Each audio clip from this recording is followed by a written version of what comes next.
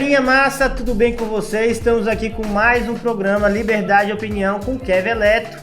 E hoje o programa vai ser pesado, tanto que vai ser assunto único, tema único, notícia única. Vamos falar sobre a famigerada reforma tributária que foi votada pela Câmara e que tem aí assustado algumas pessoas, parte da grande mídia falando que o negócio é maravilhoso, que é maravilhoso, que é ótimo, e algumas pessoas, levantando algumas indagações, falando sobre aumento de imposto.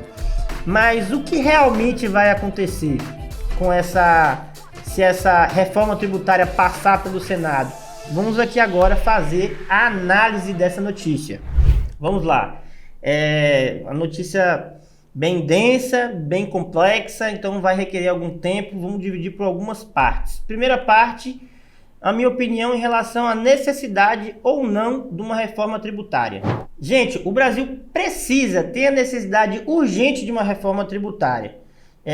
Tem alguns especialistas na área, alguns economistas na área que se refere ao sistema tributário brasileiro como, na verdade, o manicômio tributário brasileiro. E eu vou trazer algumas informações que refletem essa afirmação.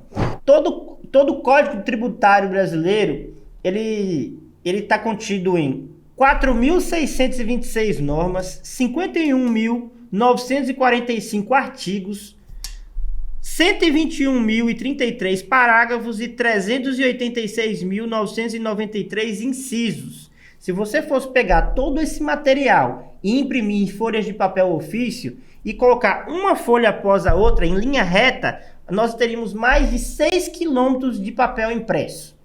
Então só aí você entende a magnitude do problema que a gente tem. E um dos grandes problemas de qualquer empresário no Brasil, principalmente das empresas maiores que vendem para outros estados, é o tempo que se gasta para poder fazer esses cálculos, ou o tempo que as contabilidades gastam para fazer esses cálculos na prestação de serviço. Então se gasta muito tempo no Brasil, para fazer o cálculo tributário, e o empresariado brasileiro ainda corre o risco de estar fazendo algum cálculo errado e depois cair na malha fina do governo e ser intimado, receber uma multa, ter que pagar juros sobre impostos que estão sendo devidos, às vezes por falta de conhecimento do empresariado brasileiro. Então a gente precisa de uma reforma tributária urgente para poder dar mais agilidade a esse processo de contabilização de impostos, e mais importante também, que se diminua a carga tributária brasileira. Cerca de 40,82%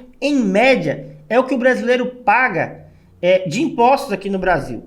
Essa taxa coloca o Brasil no mesmo nível de países nórdicos, que são os países que mais pagam impostos no mundo, como Suécia, Noruega, Finlândia, Islândia, que são países que pagam impostos na casa dos 47%, 48%.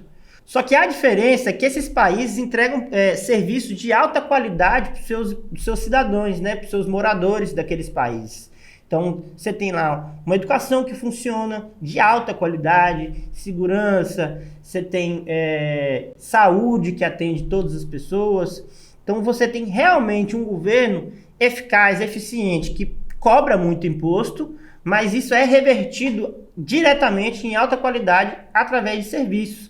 E isso não acontece no Brasil. A gente tem índices de cobrança tributária a nível de países da Escandinávia, só que o serviço que o governo, o Estado entrega para a população é de níveis de países da África e da Ásia. Então, você vê que a discrepância é muito grande. Então, uma reforma tributária ela seria muito interessante para tentar equilibrar essa equação que hoje não bate. Em teoria, essa reforma tributária ela extingue 5 impostos existentes hoje, que são eles: o IPI, o PIS, o CONFINS, o ISS e o ICMS.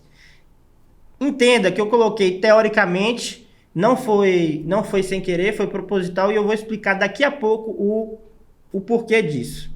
Esses impostos seriam gradualmente substituídos por um imposto chamado IVA, que seria um imposto de valor agregado. Então, hoje, o que acontece? Uma pessoa que ela compra madeira, ela vai comprar madeira bruta, ela vai perfila a madeira em tábuas, em réguas, ela paga o imposto sobre o valor total. Ela comprou o valor X de madeira, sobre aquele valor X que ela vendeu, ela é tributada. A pessoa que comprou aquelas réguas de madeira, vamos dizer, o marceneiro, que vai fazer mesas, vai fazer cadeiras, ele é tributado também no valor total da venda. Então você tem muita tributação em cima de tributação. O modelo de IVA, que é o modelo utilizado nos maiores países do mundo, né?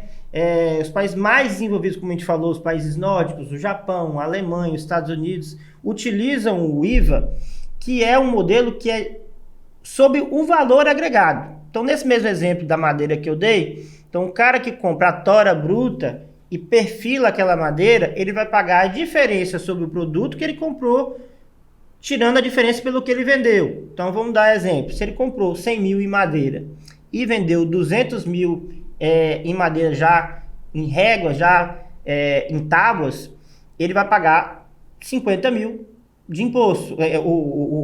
A alíquota referente a 50 mil do valor que ele agregou sobre aquele ali, sobre aquele produto que ele comprou inicialmente.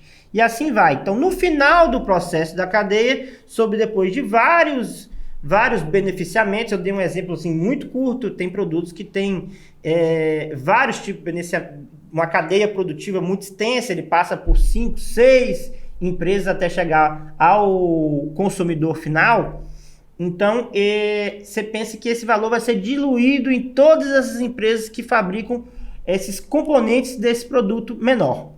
Vamos pensar, por exemplo, nesse computador. Esse computador, ele tem vários pequenos componentes que às vezes são fabricados por outras empresas, e aí uma empresa maior, no caso esse computador aqui, a Dell, é que junta todos esses componentes e vende o produto. Então, todos os impostos seriam divididos por todas as empresas que fazem esses pequenos componentes, essas pequenas alterações do subproduto, do produto final. O projeto inicial da reforma tributária era substituir esses 5 impostos que a gente falou por um imposto IVA, que esse imposto seria o CBS, que é a Contribuição sobre Bens e Serviços.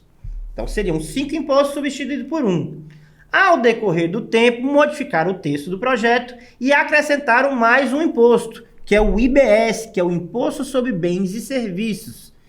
Aí você já vê, o que era para simplificar muito, já não está simplificando tanto, porque tirou de 5, virou 3. Modificaram outros impostos também, modificaram essa reforma tributária e criaram-se outras brechas para outros impostos. Vou passar aqui para vocês. Criaram um imposto seletivo, que ele tributa atividades nocivas à saúde e ao meio ambiente. Então, vou dar um exemplo. Cerveja, cigarro, bebidas alcoólicas, alguns materiais que fazem mal ao meio ambiente, eles vão ter taxações diferenciadas, porque aquilo ali cria um certo mal. O problema que eu vejo nessa situação é que alguém, um burocrata, à frente do governo, que vai determinar o que faz bem e o que faz mal para a sua saúde ou para o meio ambiente. Então a gente está suscetível a visões ideológicas muito díspares. Se nesse momento a gente estivesse num governo mais à direita, a visão de produtos que fazem mal à saúde seria uma. Como estamos dentro de um governo de esquerda, a visão de produtos que fazem mal vão ser outras. E nem sempre a população vai estar em consentimento desses produtos que o governo vai dizer que fazem mal ou bem à saúde e ao meio ambiente. Então, temos aí uma situação bem complicada. Outra modificação que essa reforma tributária faz é que ela permite que estados tributem atividades de mineração, combustíveis e energia. Sim, meus amigos, a sua gasolina, o seu diesel, o seu álcool pode ficar mais caro com essa reforma tributária. E isso não eu estou inventando, isso está no texto, só vocês pesquisarem e procurarem lá. Existe uma possibilidade dos estados, para angariar mais fundos, criarem um imposto sobre essas atividades que eu mencionei ligadas à energia. Então a gente corre esse risco. E tributando combustíveis, principalmente e energia elétrica também, você entende que você influencia na cadeia produtiva do Brasil inteiro. Então não é só um item que aumenta. Essa caneca foi produzida, digamos, no Rio Grande do Sul. Para ela chegar aqui na Bahia, aqui em Porto Seguro, ela teve que ser transportada. O Brasil hoje, infelizmente, tem uma malha ferroviária muito deficitária. A gente não utiliza muito a malha marítima para entrega dentro do nosso país, somente para exportação e importação. Então, a grande parte das movimentações de entrega de produtos, de produção brasileira, é feito por malha rodoviária através de caminhões que são movidos a diesel. Então, a alta de impostos sobre combustíveis afeta diretamente o preço de todos os produtos do Brasil que precisam ser entregues, que precisam ser distribuídos por malha rodoviária. A energia elétrica, a mesma coisa. Todo processo fabril, todo processo de fabricação, de comercialização, depende de energia elétrica. Então, é um imposto que ele tem a capacidade de atingir diretamente tudo no Brasil em relação a produtos e serviços. Outra modificação é a leitura sobre o IPVA. O IPVA antes era um imposto que era somente para veículos terrestres. Agora ele é abrangido para veículos aquáticos, como lanchas, e veículos aéreos, como aviões. Deixando claro que aviões de empresas como Gol, TAM, Azul, não serão tributados. Inicialmente a ideia é somente para jatinhos particulares. Em relação a isso, eu acho que talvez seja justo a cobrança. Eu, sinceramente, não me oponho muito a esse fato.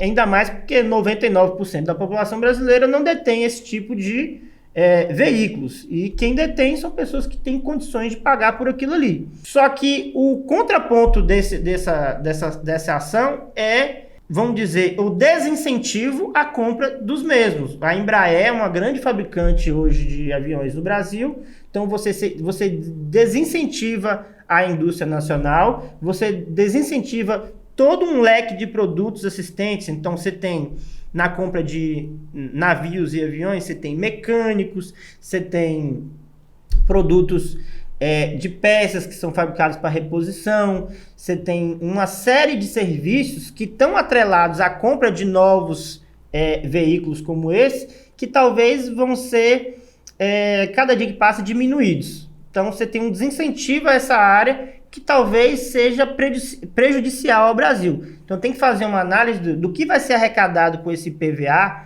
desses veículos e o que a gente vai deixar de arrecadar, deixando de fomentar a economia ligada a esses dois ramos de atividade, ver se a balança ela é equilibrada, se compensa. Eu, a princípio, acho que não compensa, mas só estudos mais apurados para poder concretizar isso. Outra coisa que modificou no IPVA é que o IPVA tinha uma cobrança regressiva. Quanto mais velho era seu carro, menor é a taxa de imposto que era cobrada sobre ele, até chegar a um ponto que você não pagava mais imposto. E isso muda de estado para estado. Se eu não me engano, a Bahia são 10 anos, mas tem estados que são 20 anos, se eu não me engano, Minas são 20 anos. Não tenho certeza, o Lucas pode estar colocando aqui essa informação para a gente.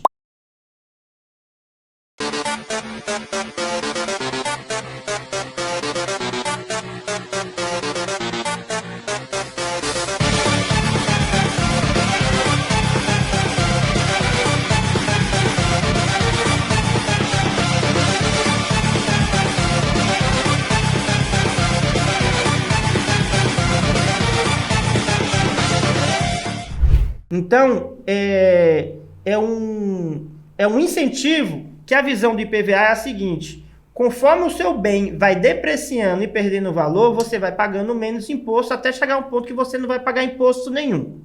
Foi colocada agora a visão sobre o IPVA, a visão mais ambiental.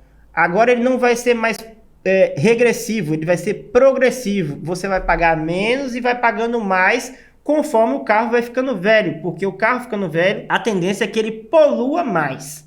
Então você vai estar pagando uma compensação por estar poluindo mais. E eu acho isso temerário também, como a gente afirmou.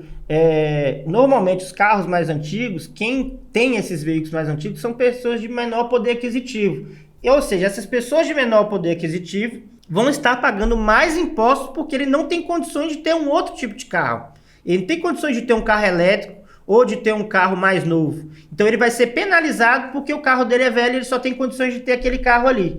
Então eu acho a maneira também meio deturpada de se analisar essa questão de tributação sobre a posse de veículos. E, como eu afirmei aqui, veículos elétricos serão isentos ou terão taxas reduzidas para fomentar a compra de veículos dito limpos. Coloquei dito limpo porque há controvérsia de que carro elétrico seja realmente uma energia limpa. Apesar dele não utilizar combustíveis fósseis, a produção de suas baterias, existem estudos que eles sejam mais ou tão quanto poluentes como a queima de combustíveis fósseis. Então existe uma briga em relação a essa afirmação. Outra questão de mudança é o IPTU. Essa nova reforma tributária dá possibilidade para a prefeitura aumentar sob decreto o IPTU da sua cidade sem recorrer à autorização da Câmara dos Vereadores. Então, já viram, né? Vamos ter uma festa aí de aumento de IPTU com as mais variadas taxas e quem vai pagar é a população. Mudança também sobre o imposto sobre herança. Aumento na alíquota do imposto sobre herança. Minha opinião sobre isso que é absurdo a gente ter aumento sobre isso, porque independente do nível social da pessoa, a pessoa passou a sua vida inteira construindo seu patrimônio, trabalhando, e ela pagou o imposto a vida inteira para construir aquele patrimônio. E a partir do momento que ela morre e que ela vai passar para os seus entes queridos, seus filhos, seus familiares, sua esposa, seu marido, aquele bem, a pessoa tem que pagar mais imposto para poder ter aquele bem que o seu ente querido que faleceu já pagou imposto. Então é uma tributação múltipla em cima daquele bem ou daqueles valores que a pessoa deixou. Então eu não vejo essa forma como justa. Isso é uma pedra cantada pelo Haddad há alguns meses, que ele iria inserir esses gatilhos nessa reforma tributária, e assim ele fez, e assim, pelo menos na Câmara dos Deputados, foi aprovado. E um ponto interessante sobre essa questão de tributação de herança é o seguinte, é aquele ponto que a gente falou no programa, que esse é o governo de que vende uma coisa, ele fala uma coisa e faz outra. O Lula é a mesma coisa. Então, nós temos hoje a possibilidade, se as pessoas quiserem fugir dessa tributação, é fazer um plano de previdência privada. Você vai pagar mensalmente e vai colocar lá que após o seu falecimento, alguém vai retirar aquele dinheiro. Aí você vai colocar o nome de alguns entes queridos seus lá que vão poder retirar o valor daquela previdência privada. Para o governo, previdência privada é como se fosse um seguro. Então ele não incide sobre ele a tributação sobre o imposto de herança. E quem sabe muito bem disso é o nosso presidente Lula, né? Temos a notícia aqui que o Lucas pode colocar aqui pra gente, que é um fato interessante, que Lula investe 78% do seu patrimônio de 8 milhões de reais em previdência privada. Ou seja, o Lula não quer pagar imposto. Ele não quer pagar imposto do dinheiro dele, mas ele quer que você pague imposto do seu dinheiro. Ele é um hipócrita do caramba. Então ele quer que as pessoas se lasquem, mas ele mesmo não vai fazer tal atitude. Ele vai aumentar o imposto da herança, só que quando ele morrer e for passar as coisas para os filhos dele, para os netos dele, para a esbanja, ele não vai querer que aquele patrimônio dele incida muito imposto. Então ele foi lá, fez um jeitinho, colocou um fundo de previdência privada e vai ficar livre de pagar imposto, né? Mais uma vez aí o Lula sendo hipócrita. Para não dizer que são só pontos negativos, que eu estou sendo extremamente negativo, estou sendo extremamente pessimista, vou listar alguns pontos positivos. Então temos aqui a redução de 50% dos impostos sobre medicamentos, temos aqui, zeraram os impostos sobre a cesta básica, então os itens da cesta básica, eles não vão ter impostos nem federais, nem estaduais e nem municipais.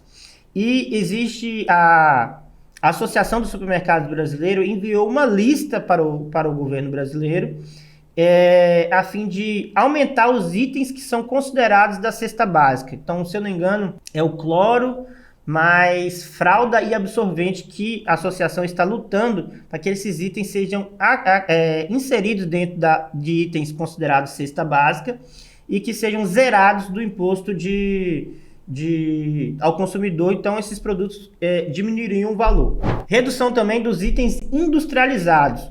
A indústria brasileira ela vai ser uma das maiores beneficiadas dessa modificação tributária. Hoje a indústria paga, em média, cerca de 40% a 50% de imposto sobre seus itens. Então, quando você compra uma geladeira, uma TV, um liquidificador, um computador, você está pagando em torno de 40% a 50% de imposto. E o novo projeto tributário é que esse valor seja reduzido para 25%. E, digamos que a simplificação dos impostos. Sim, vai gerar uma simplificação, estamos reduzindo 5 impostos, mas estamos criando 2. Mas no início da minha fala, da opinião sobre essa notícia, eu coloquei que, teoricamente, estaríamos reduzindo 5 impostos. Porque, há alguns anos atrás, tivemos a criação do imposto chamado CPMF. E a criação desse imposto foi para substituir os impostos que existiam e eles serem um imposto único. Essa foi a função da CPMF. Conforme esse projeto entrou na pauta da Câmara dos Deputados, ele foi modificado ao bel prazer da Câmara, ao bel prazer dos governantes da época. E, na verdade, o imposto que era para ser um imposto único, para substituir todos os outros impostos que já existiam, ele virou um novo imposto. Então, quem lembra, a CPMF, que hoje nem existe mais, era o imposto do cheque. Toda vez que se você emitia um cheque, ele era descontado um valor da sua conta, quando aquele cheque era dado baixa, né? Quando a pessoa depositava aquele cheque. Então, era um valor sobre o cheque que você emitia. Então, a gente está falando, gente, de Brasil. A gente está falando do país dos políticos espertos. A gente está falando do governo atual, que é o PT, que é o Lula. E a gente tem um prazo, essa reforma tributária tem um prazo de 8 a 10 anos para ser implementada. Então, o que nos dá a certeza que daqui a 4 anos, 6 anos, não surja uma crise, uma necessidade, precisamos investir no SUS porque teve um surto de dengue, teve um surto de alguma doença, alguma coisa, teve um terremoto não sei aonde, a gente precisa investir, teve uma seca muito violenta no Nordeste, a gente precisa investir no Nordeste. Então, não vamos tirar o ISS, não vamos tirar o ICMS, não vamos tirar o PIS, não vamos tirar o COFINS. Então, a probabilidade da gente não estar extinguindo 5 impostos e estar, na verdade, acrescendo outros 2 é enorme. E daqui a 5, 6, 10 anos, em vez de a gente estar nesse patamar agora que temos 5 impostos, a gente ter 7. E o chumbo entrando no rabo do brasileiro. Não era pra não ter falado isso. Eu boto um pi. Pronto.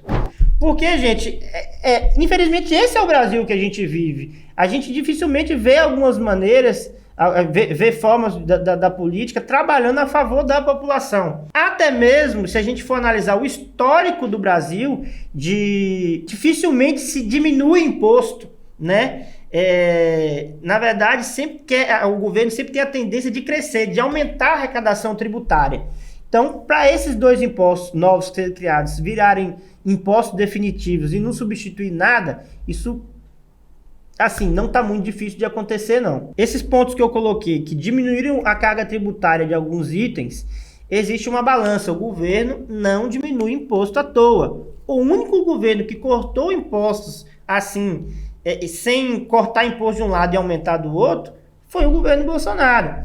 Lógico, pressionado por uma crise pandêmica, por uma crise da guerra da Ucrânia contra a Rússia, mas foi um governo que pontualmente diminuiu impostos e não tentou compensar isso aumentando imposto de outra forma, como o governo atual faz.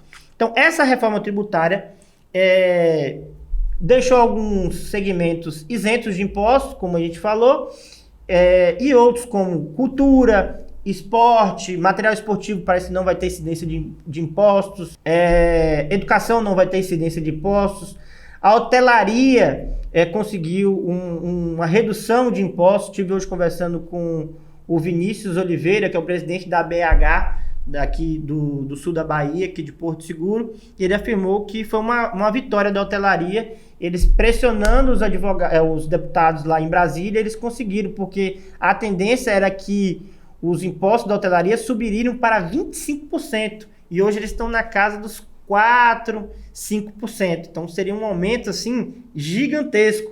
E eles conseguiram que esse imposto fique na casa dos 8%. E esse é um dos pontos negativos, o aumento de imposto sobre o setor de serviços. Como eu falei, para compensar o zeramento de impostos de alguns setores ou o corte de impostos de alguns setores, como da indústria que eu falei e de medicamentos, teve que elevar os impostos de um outro setor. Só que a questão sensível é que o setor de serviços é um setor que representa 70% dos empregos no Brasil. Esse setor são os advogados, são os médicos, dentistas, é o setor de entretenimento, é o setor de construção civil, de alimentação. Então, basicamente, todo mundo conhece alguém que trabalha no setor de serviço. Ou trabalha ou conhece alguém que trabalha. Então, é o garçom, é o cozinheiro, é o serralheiro, é o marceneiro, é o pedreiro, é o servente, é o eletricista, é o pintor, é o confeiteiro, é o padeiro. Todas essas pessoas trabalham no setor de serviços. É o setor que mais emprega no Brasil. E é um setor que está acostumado a pagar em torno de 4% a 5%. E vai ver sua carga tributária aumentar vezes 5. Então é um absurdo, gente. Então existe a tendência, órgãos ligados ao setor de serviço do Brasil já dizem que num primeiro momento o Brasil poderia perder até 4 milhões de empregos por causa disso. Empresas iriam fechar por causa disso. Ou então existiria um incentivo à informalidade. As empresas não iriam querer mais trabalhar com CNPJ. Ou as empresas iriam oferecer preço duplo para o cliente. O preço do meu serviço é 100, mas se você não quiser nota fiscal, eu faço 75. Então, é um incentivo à informalidade, à sonegação de impostos. O que hoje já acontece, não vamos ser ingênuos, mas com essa tributação mais avantajada, iria aumentar e muito. E a gente tem também a questão dos combustíveis, que eu já falei, uma eminente possibilidade de aumento sobre impostos incidentes sobre os combustíveis. O ponto da herança também negativo, eu coloquei minha opinião. Centralização do poder em Brasília. Aumenta, foi cortado, modificado alguns pontos do texto inicial. O texto inicial sugerido pelo governo daria muito mais poder ao governo federal, a Brasília, em relação aos municípios e estados. Os deputados da oposição conseguiram modificar isso, mas mesmo assim o governo aumenta um pouco a sua soberania em relação aos estados. Não vai ser dessa vez que os estados e municípios vão conseguir descolar do governo federal. Então o governo federal ainda é o maior arrecadador e é ele que determina para quem que ele vai distribuir o dinheiro, qual cidade ele vai distribuir, qual estado ele vai distribuir mais ou menos. E outro ponto para a gente finalizar aqui é que os estados e municípios vão ter possibilidade de aumentar a sua alíquota em relação à participação dos impostos. Então aqueles dois impostos que teoricamente vão substituir os outros 5, o CBS e o IBS, o CBS é nível federal, o IBS é nível municipal e estadual. O município e o estado, eles têm percentual sobre esse imposto. E eles podem aumentar ou diminuir esse percentual. Então, a gente está falando muito de uma taxa média de 25%. É a taxa que colocaram que seria uma taxa ideal. Mas essa taxa pode subir para 26, 27, 28. Se essa taxa subir apenas 3%, a gente teria no Brasil o maior IVA do mundo. Entendeu? Seria o maior imposto sobre valor agregado no planeta Terra. Isso a gente está falando de apenas 3% a mais sobre a taxa que eles estão falando, que eles estão prevendo que vão ser a taxa executada depois do processo de transição. Então a gente poderia chegar aí a 28%, tem especialistas que já fazem algumas previsões de até 30%. Ou seja, meus amigos, para resumir, tive que me estender bastante, é um assunto bem complexo, é um assunto bem cheio. Eu tentei resumir o máximo possível para poder passar minha opinião para vocês e trazer alguns fatos que infelizmente a grande mídia não traz.